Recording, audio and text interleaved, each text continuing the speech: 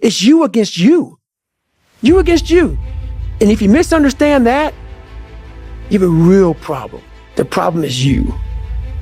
And you don't want to fix it. And it makes me so fucking mad. Every day I walk this earth and I see average all over the fucking place. And they want to ask me, how did you do it? I can't tell you how, because you're not going to do it. You're not going to do it. How bad do you want this? If it's as bad as you want to live or breathe or sleep, whatever the hell it may be, I can work with you. But a lot of people, most people don't want it that badly, which is why they always ask the question, man, how did you get to where you are? You know how to do it. You know exactly how to be you or how to be me. You don't want to do it. It's so easy to be great nowadays, my friend, because most people are weak. Most people don't want to go to that extra mile. Most people don't want to find that extra because it sucks. It's miserable. It's lonely. Every fucking day I wake up and I don't want to do some fucking shit. I'm like, okay, man, do you want to be a bitch today? Do you want to feel like a little bitch? Do you want to walk around all day knowing that you could, but you didn't? Man, I've trained 99% of my life alone. No one pat me on the back. I did all of the work alone. Guess what happens? That alarm clock goes off at 4 a.m. to train.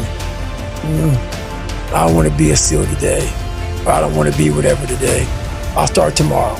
Most people don't want to go to that extra mile. Most people don't want to find that extra because it sucks. But you have a choice to make. Do you want to sit down and go back to that guy you once were? You don't want it. And that's the harsh reality. I can't give you shit. You can't give me shit. I can give you ideas. At the end of the day, when I was losing the weight, I had to miserably wake up every morning in the cold, because it was Indiana, November when it started. I was miserable. This is your new life. Take it or leave it. There's no happiness about it. There's no peace behind it. It sucks. It just fucking sucks. And that's the one thing, if I could teach anybody anything, it just fucking sucks. You wake up, right to work. Immediately your mind is in action. No one wants to do that. No one. And I don't blame them. But don't be mad when you're laying there in your fucking bed and you're in the fucking hospital and you're 70, 80, 90 years old and you're thinking, man, I feel like I didn't fucking do something. Because you did. You didn't do it. You didn't do shit. There's no luck in this game, man. There may be a little bit of luck, but the luck happens after you bust your ass and you put yourself in that lucky situation. Luck doesn't happen. You put yourself in that situation where luck might fucking happen. And that's what people don't know. But to get there, luck ain't gonna happen. You have to put yourself in that situation, man. On all those bad days, on all those days you don't want to do shit, you have to be your own motivator, your own coach, your own trainer, your own everything. So to do that, you have to come into work, and work is whatever your work may be, ready to go. And what that means is you may have failed miserably yesterday, but you come to work like, people are like, man, you just lost everything. How the hell are you just fucking damn motivated?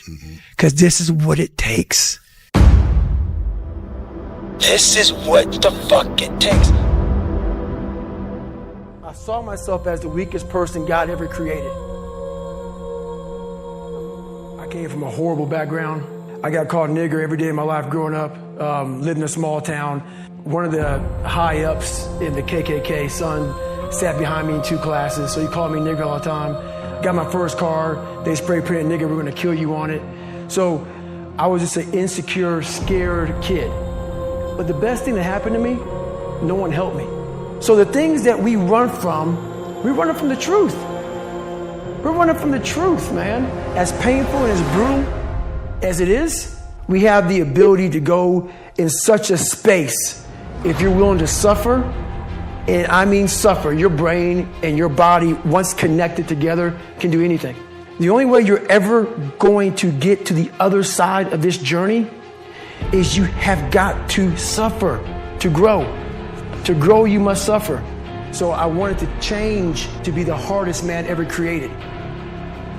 And my goal when I was sitting there, not going to school, being bullied, having no self-esteem, my goal was the only person that's gonna turn this person around is me. How? That's the question. How are you gonna do that?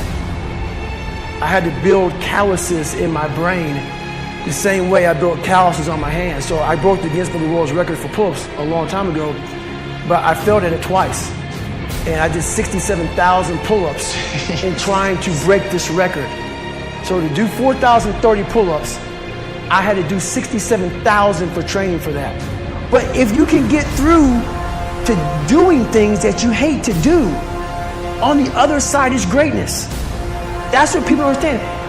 By me running, I am callous in my mind. I'm not training for a race. I'm training for life. I'm training for the time when I get that 2 o'clock in the morning call that my mom is dead or something happens tragic in life. I don't fall apart. I'm training my mind and my body and my spirit so it's all one, so I can handle what life is going to throw at me. Because the life I've lived, it throws a whole bunch at you. And if you're not physically and mentally prepared for that, you're just going to crumble and you're good for nobody. Even the hardest men, in times of suffering, what we do is we forget how hard we really are. Suffering is the true test of life. We are all great. No matter if you think you're dumb, no matter if you think you're fat, no matter if you are fat, no matter if you've been bullied, or no matter if you just got back from Iraq or Afghanistan and you have no legs or your arms or whatever, man, we all have greatness.